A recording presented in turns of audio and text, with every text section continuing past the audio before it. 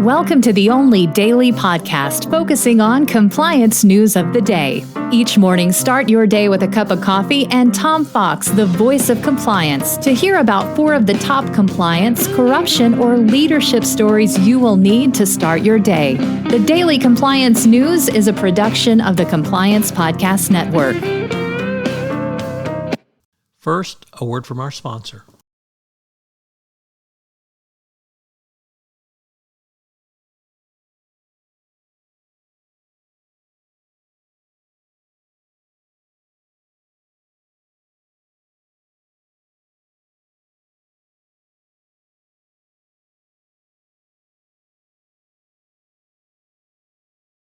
The Daily Compliance News for March 19, 2022, the USAA Find Edition.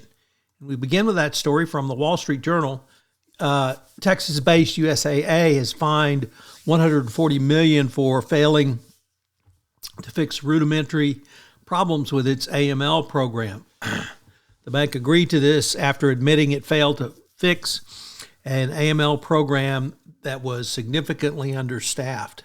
How badly was it understaffed? Well, a 2018 report concluded that the bank needed 178 permanent full-time positions to staff its compliance function.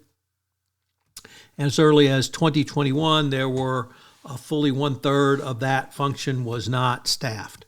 And that 76% of the bank's compliance staff's needs were met by third-party contractors, which FinCEN said was wholly inadequate. The case alert and investigation system was chronically deficient.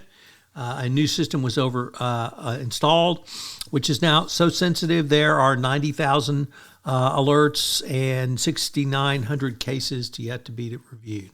So you expect a lot better from that from USAA. Next up, the former First Lady of Honduras, Rosa Bonilla, was convicted of corruption. A court in Honduras convicted her for a second time. She was sentenced to 58 years in prison in September 2019 for embezzling more than $1 million when her husband was president.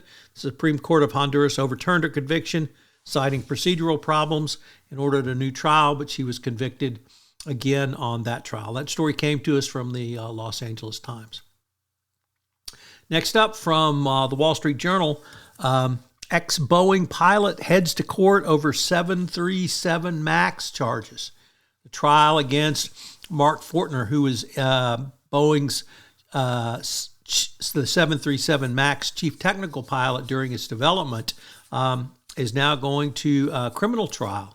He claims, of course, that he's being singled out as the scapegoat for the 2 crashes that occurred involving the 737 MAX. He doesn't seem to understand that lying to investigators was part of a series of steps leading to these crashes. Of course, the corrupt culture at Boeing at the time played a big role in this, as detailed in recent books and documentaries.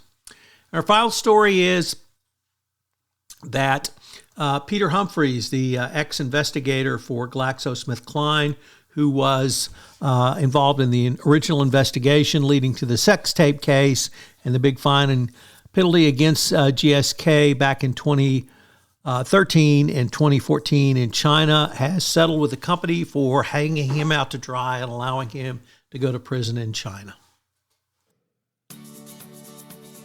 The Daily Compliance News is a production of the Compliance Podcast Network and a proud member of C-Suite Radio. Thanks so much for listening. I hope you'll join me again tomorrow.